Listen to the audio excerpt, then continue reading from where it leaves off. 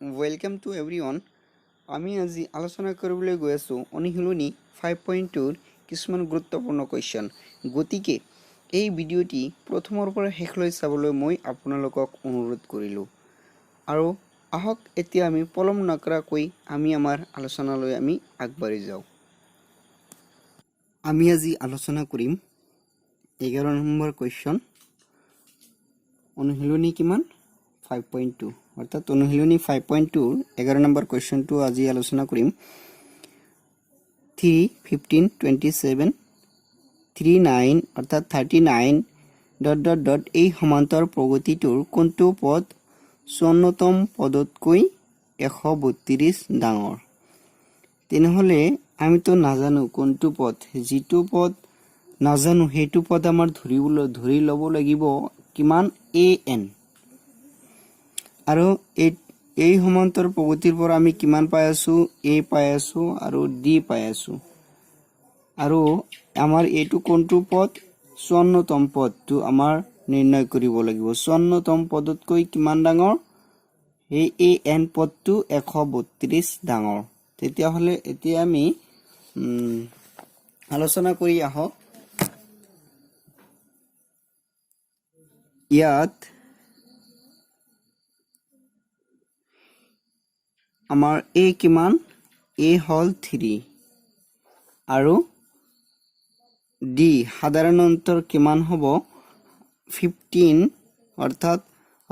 কিমান, এইটো দ্বিতীয় পদ মাইনাস প্ৰথম পদ। দ্বিতীয় পদ কিমান 15 আৰু প্ৰথম পদ হল a। তেনেহলে 15 ৰ পৰা কিমান 3 বিয়োগ কৰিলে থাকে 12 অৰ্থাৎ d is equal to কিমান 12। এতিয়া আমি উলিয়াম 54তম পদটো আমাৰ কিমান, সেইটো আমি ফাৰ্স্ট উলিয়াই লম। a54 ৰ ফৰ্মুলাটো কি আছিল, এতিয়া আপোনালোকে উত্তৰটো দিয়ক, সোনকালে দিয়ক। কিমান a plus 53 into d, এইটো হল a 54তম পদৰ ফৰ্মুলা। এবাৰ a কিমান আছে 3 plus 53 into কিমান 12, এইখিনি কিমান হৈ আছে 3। 53 লগত 12 মাল্টিপ্লাই কৰিলে কিমান হৈ আছে, এইটো 636। এইটো লগত এইটো অৰ্থাৎ 3 লগত 636 এড কৰিলে কিমান পাও 639। আৰু 54তম পদটো কিমান, 54তম পদটো হল 639। এইবাৰ আমি নিৰ্ণয় কৰিম anতম পদৰ বাবে n অৰ্থাৎ কোনটো পদ 132 ডাঙৰ, কাতকৈ 54তম, কোনটোতকৈ 54তম পদতকৈ ডাঙৰ। তেতিয়া হলে আমাৰ কি কৰিব লাগিব, an টো এতিয়া an is equal to এই 54 নং পদটো আমাৰ কিমান আছে, an এই পদটো 54 নং পদ a54তকৈ কিমান ডাঙৰ 132 ইমান ডাঙৰ। এতিয়া an ৰ ফৰ্মুলা কি জানো, a plus n minus n কিমান n minus 1 into d is equal to এইটো কিমান হৈ আছে a639 plus 132, এর মান কিমান 3 প্লাস n, এটো কিমান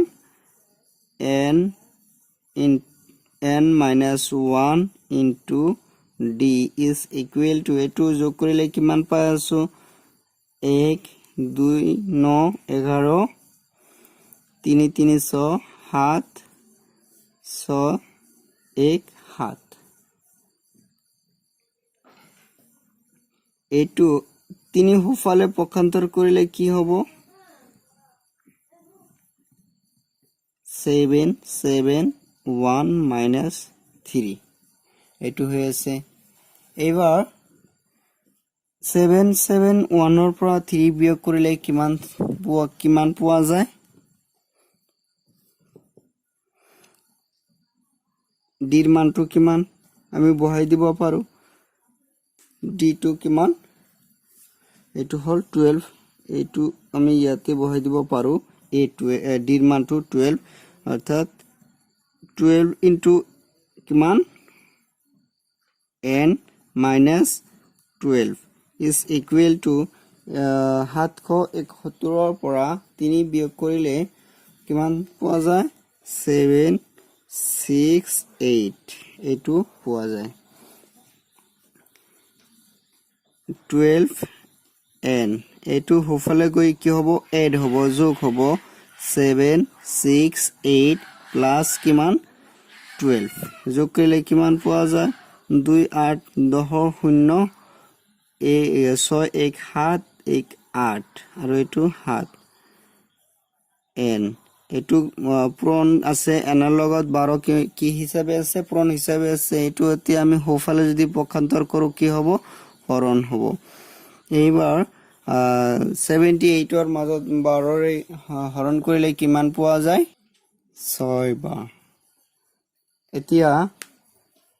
12 ৰে 78 কাটিলে কিমান বাৰ কাটিব পাৰো 6 বাৰ ইয়াতে বাকি আছে কিমান 6 আৰু ইয়াতে 0 কিমান 60 60 ৰ মাজত 12 ৰে ডিভাইড কৰিলে কিমান বাৰ ডিভাইড হ'ব 5 বাৰ অৰ্থাৎ n is equal to 65 গতিকে আমি ক'ব পাৰো এই সমান্তৰ প্ৰগতিটোৰ কিমানতম পদ 65 তম পদটো কিমান হ'ব 65 তম পদটো a 54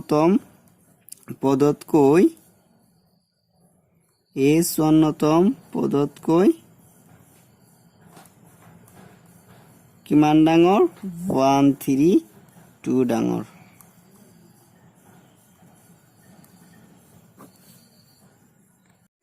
এতিয়া আমি নিৰ্ণয় কৰিম 14 নম্বৰ প্ৰশ্নটো 14 নম্বৰ প্ৰশ্নত কৈছে কি 10 আৰু 250 ৰ মাজত 4 ৰ গুণিতক কিমানটা আছে এতিয়া 4 ৰ গুণিতকবোৰ আমাৰ প্ৰথমত উলিয়াব লাগিব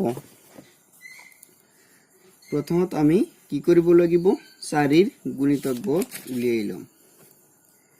কিমান নম্বৰ কোৱেশ্চন 14 নম্বৰ কোৱেশ্চন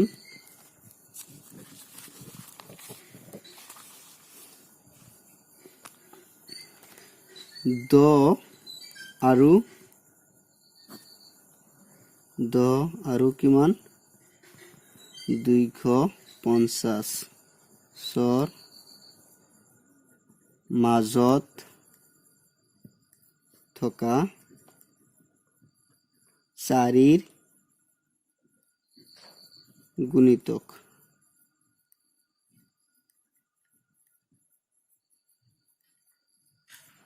গুণিতকবোৰ হল কিমান হ'ব তো আমি জানো প্ৰথমটো আছে কিমান 12 10 ৰ ওপৰত 12 তাৰ পিছত আহিব কিমান 4 ৰ গুণিতক 16 তাৰ পিছত 20 আহি ডট এটো কিমান লৈকে আহিব 250 এটো তো 250 নহব পাৰে আমি কেনেকৈ জানিম তো আমি এটা শৰ্ট ট্ৰিক জানো কি যে কোনো এটা সংখ্যাৰ ডাঙৰ সংখ্যাৰ হেতু 4 ৰ গুণিতক হ'বনে নাই হেতু আমি টেস্ট কৰিম কেনেকৈ লাষ্টৰ ফালৰ পৰা এজোৰ অংক লম মানে ইয়াতে আছে 50 এই 50ক বা এজোৰ অংকক লাষ্টৰ অংকজোৰক যদি 4 ৰে আমি বিভাজ্য কৰিব পাৰো তেতিয়া হলে বা সম্পূৰ্ণৰূপে বিভাজ্য হয় তেতিয়া হলে গোটা সংখ্যাটো 4 ৰে বিভাজ্য হ'ব এটো কিমান আছে 50 তো 4 ৰে হৰণ না যায় ডাইৰেক্ট হৰণ না যায় গতিকে কিমান বিয়োগ কৰিব লাগিব 2 বিয়োগ কৰিলে কিমান হ'ব 48 অৰ্থাৎ 48ক 4 ৰে বিভাজ্য হয় গতিকে আমি ক'ব পাৰিম 248 লাষ্টৰ পদটো কিমান 248 ইয়াত a কিমান হৈ আছে a 12 d কিমান হৈ আছে d 16 যেহেতু আমাৰ গুণিতক ডিফাৰেন্সটো 4 এটো আৰু an টো কিমান হৈ আছে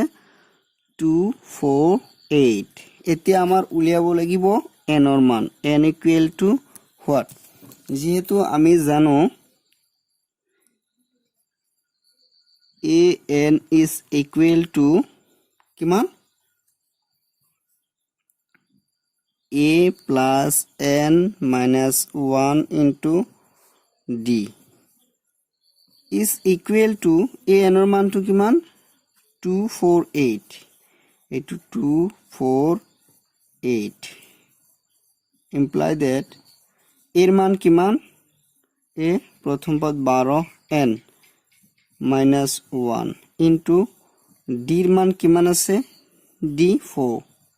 is equal to 248 এটো কিমান হয় 12 হোফালে পক্ষান্তৰ কৰিলে কিমান হ'ব বা আমি এটো এনেকৈ কৰিব পাৰো 12 plus এটো কিমান 12 plus 4n minus 4 is equal to কিমান হৈ আছে 248 এটোৰ পৰা এটো বিয়োগ কৰিলে 8 plus 4n is equal to 248 এতিয়া 8 হোফালে পক্ষান্তৰ কৰিলে কি হ'ব কিমান হ'ব সোৱা 4n is equal to 248 plus 8 sorry 8 নহয় মাইনাস হ'ব যেহেতু এইপিনে প্লাস আছে গতিকে হোফালে গলে কিমান হ'ব মাইনাস হ'ব 448 ৰ পৰা 8 বিয়োগ কৰিলে কিমান পোৱা যায় 440 এতেকে 4n is equal to কিমান হৈ আছে 240 n is equal to কিমান 240 divided by 4 240 4 ৰে বিভাজ্য কৰিলে কেইবাৰ বিভাজ্য হ'ব 4 ৰে 24 কাটিলে 100 বাৰ শূন্য এটা আছে গতিকে 60 অৰ্থাৎ n equal to কিমান 60 গতিকে আমি ক'ব পাৰো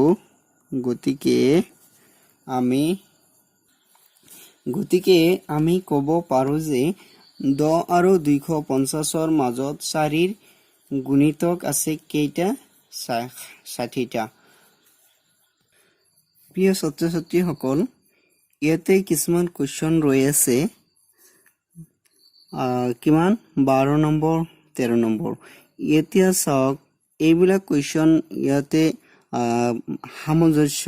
কিবা আলোচনা কৰা হৈছে এইখিনিৰ পৰাই আপোনালোকে হোমৱৰ্ক হিচাপে এইখিনি কৰি ল'ব আৰু যদি আপোনালোকৰ কিবা প্ৰবলেম হয় কমেন্টছ কৰি জনাব আমি সেইখিনি পৰৱৰ্তী ভিডিঅত আমি সমাধান কৰিবলৈ চেষ্টা কৰিম এতিয়া আমি আন এটা কোৱেশ্চন আলোচনা কৰিম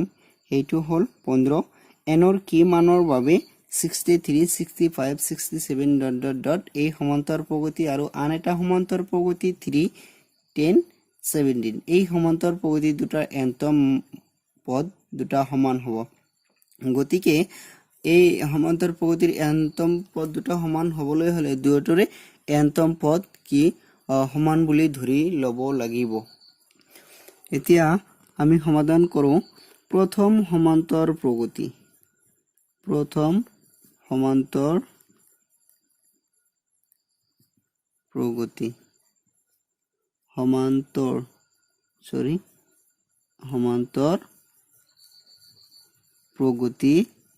প্ৰথম সমান্তৰ প্ৰগতি তোৰ প্ৰথম পদ a is equal to কিমান এটো 63 d is equal to কিমান 65 minus 63 এইটো আমি ডাইৰেক্ট লিখিব পাৰিলো হয় কিমান 2 আৰু n2 তো আমি নাজানো আমাৰ a পাইছো আৰু কিমান পাইছো d পাইছো আকৌ দ্বিতীয় সমান্তৰ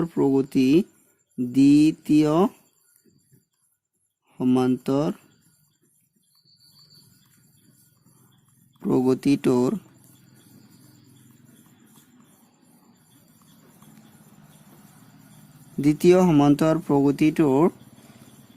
প্ৰথম পদ হেতু হ'ব a ডেশ বুলি ধৰি লৈছো is equal to কিমান 3 আৰু দ্বিতীয় সমান্তৰ প্ৰগতিটোৰ সাধাৰণতৰ d যেহেতু আমাৰ d আগতে আছে গতিকে এটো আমি d ডেশ বুলি ধৰি লৈছো d ডেশ কিমান এটো 10 minus 3 is equal to কিমান 7 এতেকে যেহেতু আমাৰ সমান্তৰ প্ৰগতি দুটা এন্তম পদ সমান গতিকে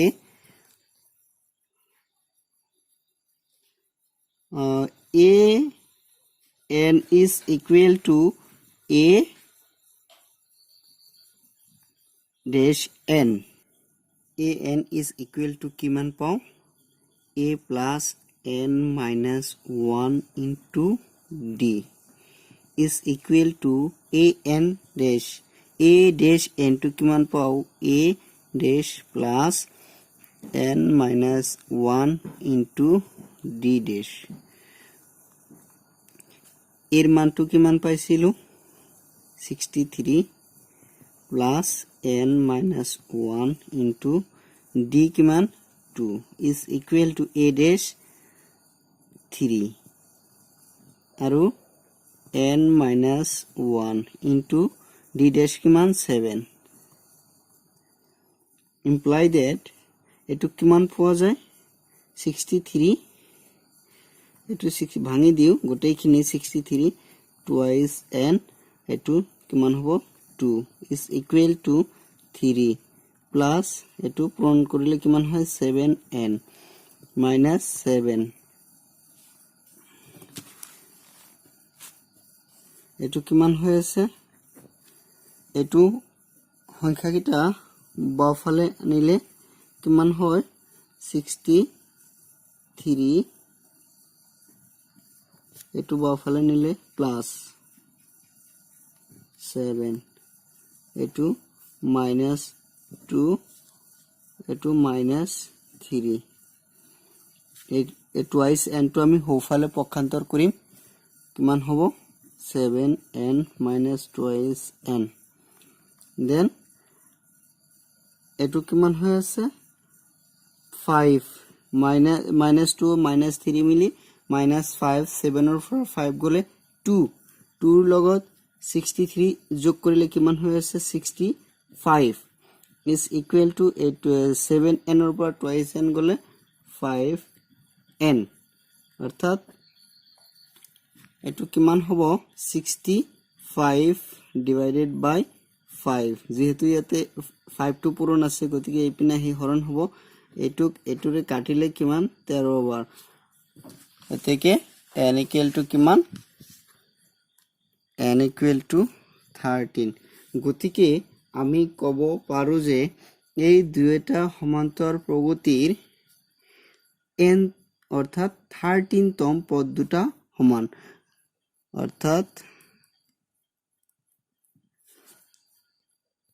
অৰ্থাৎ দুইটা সমান্তৰ প্ৰগতিৰ 13 তম পদ দুটা কি সমান প্ৰিয় ছাত্ৰ-ছাত্ৰীসকল মই ভাবো আজিৰ ক্লাছটো আপোনালোকে 100% বুজি পাইছে যদি ইয়াত বুজিবলগীয়া অইন কোনো কোৱেশ্চন আছে হয়তো এডিট হৈ অহা যিবিলাক কোৱেশ্চন আছে হেবিলাক আপোনালোকে হোমৱৰ্ক হিচাপে কৰি লওক প্ৰিয় ছাত্ৰ-ছাত্ৰীসকল মই ভাবো আপোনালোকে আজিৰ ক্লাছটো 100% বুজি পাইছে আৰু যদি বুজিবলগীয়া অইন কোনো কোৱেশ্চন আছে হয়তো কিছু গোটেইকেইটা কোৱেশ্চন লিখি দিয়াটো সম্ভৱ নহয় যিবিলাক কোৱেশ্চন আমি এডিট হৈ আহো সেই কোৱেশ্চন হোমৱৰ্ক হিচাপে সমাধান কৰিব আপুনি যদি আমাৰ চেনেলটো নতুন চাই আছে তেন্তে সাবস্ক্ৰাইব কৰিব প্লিজ লাইক কৰিব আৰু কমেন্ট কৰিব